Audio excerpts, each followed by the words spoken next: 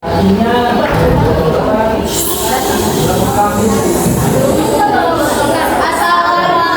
warahmatullahi wabarakatuh. Waalaikumsalam warahmatullahi wabarakatuh. Selamat pagi teman-teman semuanya. Mohon perhatiannya terlebih dahulu ya, buat kami menjelaskan atau mempresentasikan tentang sistem pencernaan. Sebelum kami memulai materi tentang sistem pencernaan, izinkan kami untuk memperkenalkan diri terlebih dahulu. Perkenalkan, nama saya Alfa Hilmia. Nama saya Nadia Aulia. Nama saya Cinta Azura. Nama saya Tica Maulida. Oke, kita mulai ya. Yang pertama itu ada apa sih itu sistem pencernaan? Apa itu sistem pencernaan? Rangkaian jaringan yang memiliki fungsi untuk mencerna makanan. Makanan tersebut akan diproses secara mekanik ataupun secara kimia. Pencernaan secara mekanik yaitu pencernaan yang terjadi di dalam mulut dan kerongkongan yang melibatkan gerakan aktif dalam mulut, yaitu mengunyah, dan kerongkongan yang disebut peristaltik. Sistem pencernaan ini memiliki fungsi utama untuk menjadi reaksi yang tidak nutrisi tersebut diperlukan untuk proses pencernaan, perbaikan sel tubuh, termasuk sebagai sumber energi sehari-hari. Ketika proses itu selesai, organ pencernaan kemudian dengan mudah menghasilkan bahan makanan yang dibuang sebagai selanjutnya ada struktur sistem pencernaan. Yang pertama ada rongga mulut yang terletak di bagian paling atas sistem pencernaan. Dan yang kedua ada lidah. Lidah terletak di bawah rongga mulut, dan yang ketiga ada kelenjar lidah. Kelenjar lidah terletak di bawah lidah. Lalu makanan setelah kita kunyah kita salurkan melalui kerongkongan. Dari kerongkongan kita terus ada hati, habis itu kantong terus ada lambung, habis ada lambung, pankreas, usus halus, dan usus. Nah, selanjutnya ada fungsi alat-alat pencernaan. Yang pertama itu ada rongga mulut. Rongga mulut berfungsi untuk mengunyah, memproses makanan secara kimiawi, dan menyalurkan makanan ke lambung. Yang kedua ada lidah. Lidah sebagai indera perasa membentuk benda yang masuk pada dalam mulut, membantu mengunyah dan menelan makanan. Yang ketiga itu ada kelenjar ludah. Kelenjar ludah juga berfungsi sebagai pelumas mulut agar tidak kering. Yang keempat itu ada kerongkongan. Kerongkongan juga berfungsi dalam sistem pencernaan adalah untuk membawa makanan yang telah dihaluskan dari dalam mulut menuju lambung. Yang kelima itu ada fungsi hati. Fungsi hati utamanya adalah membantu proses metabolisme tubuh serta menghasilkan cairan amino yang membantu proses pencernaan.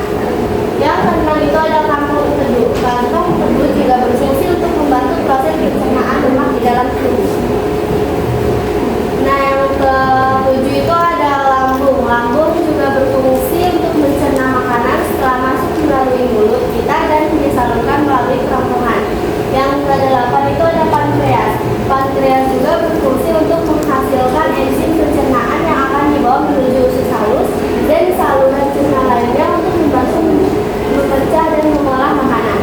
Yang kesembilan itu ada usus halus. Usus halus juga berfungsi membantu menjaga keseimbangan cairan, dan elektrolit tubuh juga menjadi salah satu fungsi usus halus. Yang ke-10 itu ada usus besar. Usus besar adalah organ tubuh yang menjadi bagian akhir dari saluran pencernaan. Yang ke-11 itu ada rektum.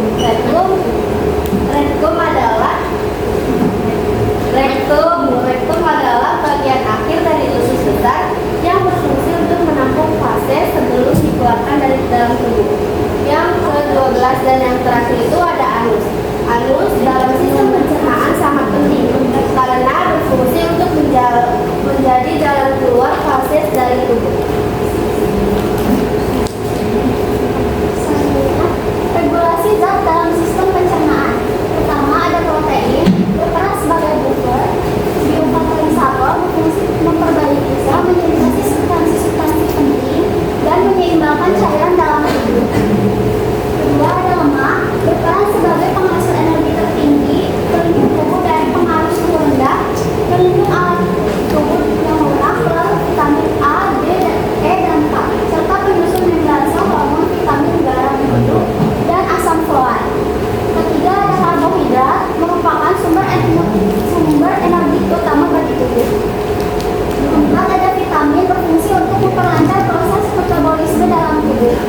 Kelima, ada mineral, contohnya zat besi berperan dalam pembentukan hemoglobin. Nah, oke, di sini tuh ada mekanisme pencernaan yang akan dijelaskan oleh Mary. Diperhatikan ya teman-teman. Udah ada suara.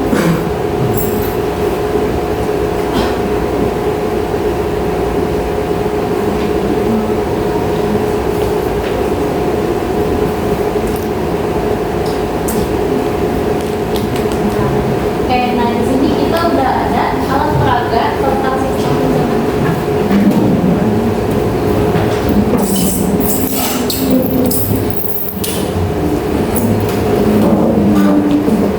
Oke, jadi yang pertama itu sistem pencernaan paling atas ada mulut. Nah, di mulut ini makanan masuk. Saat makanan masuk, makanan tersebut kan masih berbentuk makanan yang besar. Jadi di sini terjadi yang namanya pencernaan mekanik dan juga pencernaan kimiawi. Pencernaan mekanik itu apa sih? Pencernaan mekanik itu yaitu proses pencernaan yang dilakukan secara yang akan dijelaskan oleh Mary. Diperhatikan ya teman-teman. Udah ada suara.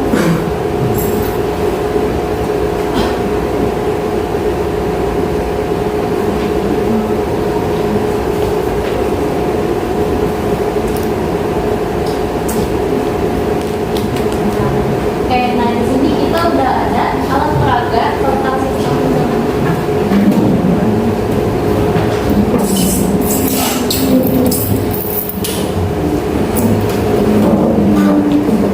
Oke, jadi yang pertama itu sistem pencernaan paling atas ada mulut. Nah, di mulut ini makanan masuk. Saat makanan masuk, makanan tersebut kan masih berbentuk makanan yang besar. Jadi di sini terjadi yang namanya pencernaan mekanik dan juga pencernaan kimiawi. Pencernaan mekanik itu apa sih? Pencernaan mekanik itu yaitu proses pencernaan yang dilakukan secara alami. Seperti contohnya makanan digerus oleh gigi yang akan menghasilkan partikel-partikel kecil dari makanan tersebut. Lalu kalau sistem pencernaan secara kimiawi itu melibatkan enzim-enzim yang ada di dalam tubuh. Kalau misalkan di dalam mulut, kita memerlukan enzim yaitu enzim limfase. Nah, saat makanan sudah masuk ke dalam mulut, makanan akan turun ke dalam kerongkongan. Nah, di dalam kerongkongan ini terjadi yang namanya gerak peristaltik. Gerak peristaltik itu memudahkan makanan didorong melewati kerongkongan yang akan jatuh di lambung. Nah, sebelum lambung juga ada yang namanya otot stingfei. Otot stingfei itu apa sih? Otot stingfei itu merupakan cincin kerongkongan yang mana fungsinya agar makanan yang sudah masuk di mulut tidak keluar kembali seperti muntah. Oke, saat di lambung makanan dicerna dengan sistem kimiawi. Di sini tuh ada enzim yang namanya enzim pepsin, renin dan juga HCl. Nah, fungsi-fungsi dari enzim tersebut apa? Fungsinya itu untuk yang pertama mencerna makanan, lalu memecahkan makanan dan juga menyaring kembali nutrisi-nutrisi yang ada di makanan yang telah kita konsumsi. Lalu selanjutnya saat di lambung akan turun ke usus halus. Nah, di usus halus ini ternyata masih ada 3 bagian lagi. 3 bagiannya itu apa aja sih? Yang pertama itu ada usus 12 jari atau duodenum, usus kosong atau jejunum, lalu ada usus penyerapan atau ileum. Nah, di ileum tersebut makanan tersebut masih berbentuk semi cair. Jadi karena hasil perombakan dari di dalam lambung, di dalam usus halusnya ini masih dicerna lagi nih. Dicernanya juga masih dalam sistem pencernaan secara kimiawi dengan menggunakan cairan dari hati dan juga enzim dari pankreas. Lalu saat di usus halus ada yang namanya pili atau saat permukaan usus tersebut melebar. Nah, gunanya untuk apa? Gunanya untuk menyerap zat-zat atau nutrisi seperti lemak, kalsium, vitamin, dan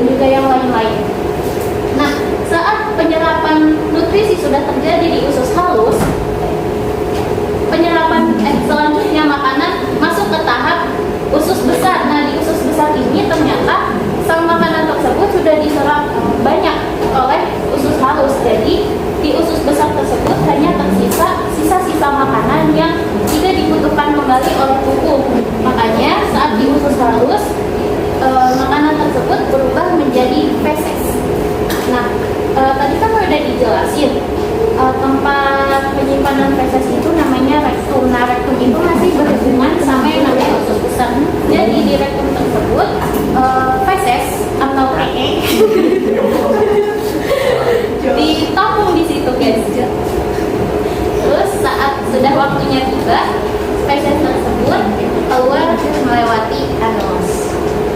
Di sini kita peragain lagi ya cara bagaimana sistem pencernaan tersebut terjadi.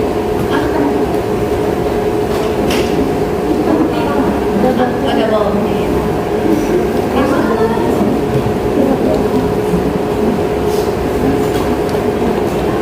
Nah, sekarang kita akan mencoba ya gimana sistem pencernaan tersebut bisa berfungsi.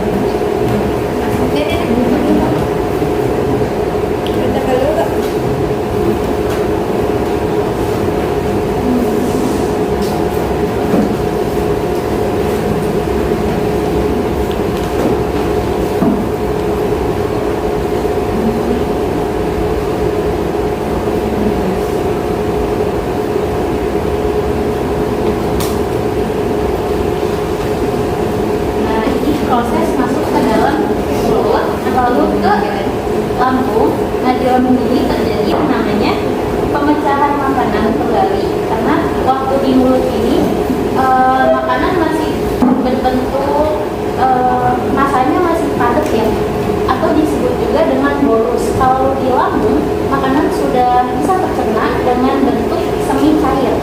Jadi di lambung itu namanya adalah chyme.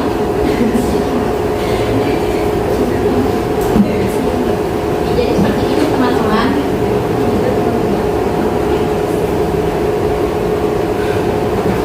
Saat makanan sudah tercerna dengan baik dan sisa-sisa zat yang tidak diperlukan perlu dibuang, maka sisa zat tersebut dibuang melewati anus.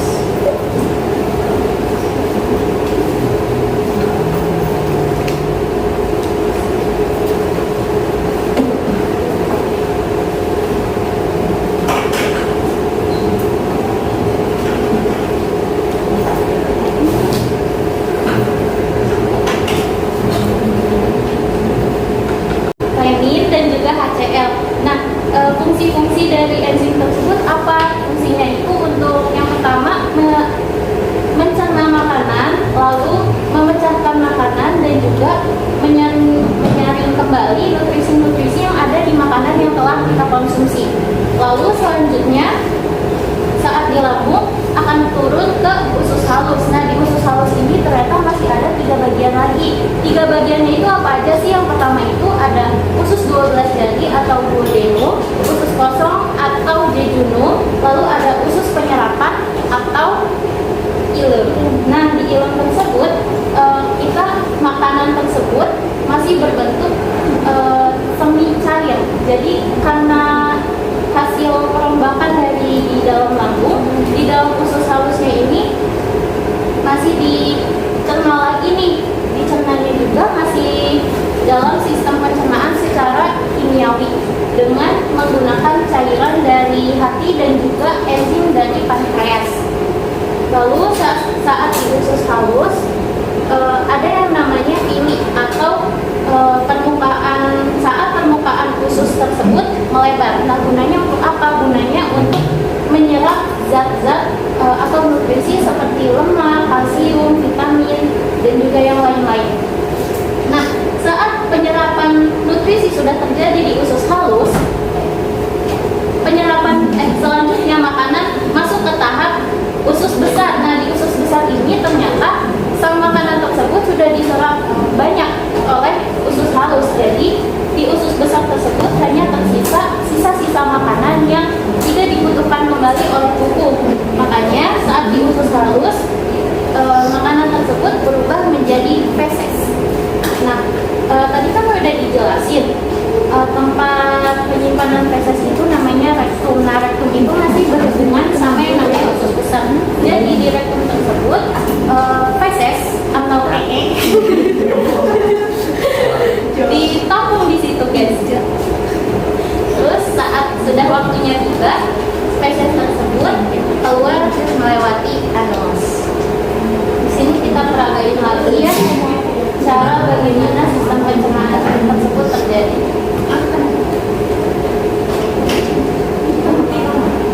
Ada baunya.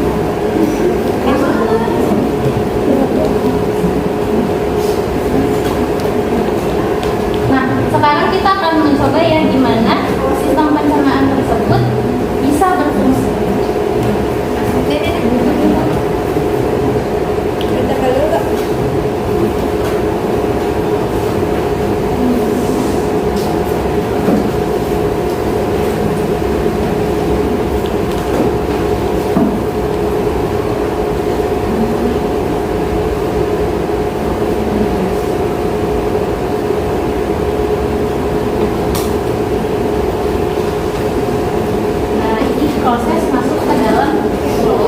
lalu ke lambung. Nah di lambung ini terjadi yang namanya pemecahan makanan kembali, karena waktu di mulut ini makanan masih berbentuk masanya masih padat ya, atau disebut juga dengan bolus. Kalau di lambung makanan sudah bisa tercerna dengan bentuk semi cair, jadi di lambung itu namanya adalah cima.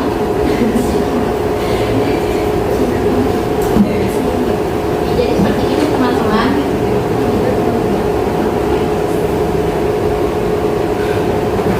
Saat makanan sudah tercerna dengan baik dan sisa-sisa zat yang tidak diperlukan perlu dibuang, maka sisa zat tersebut dibuang melewati anus.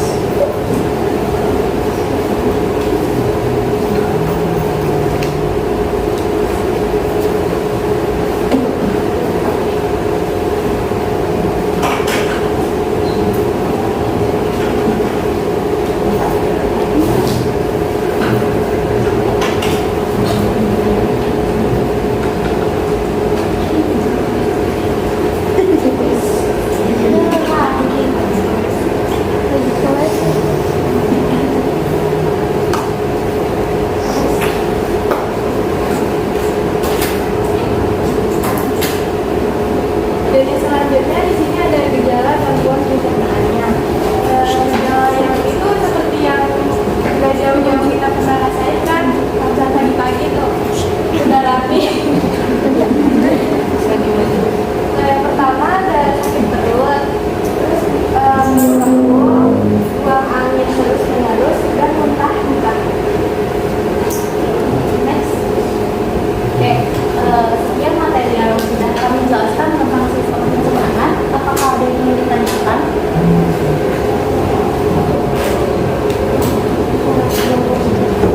Oke, sekian penjelasan dari kelompok kami tentang sistem pencernaan.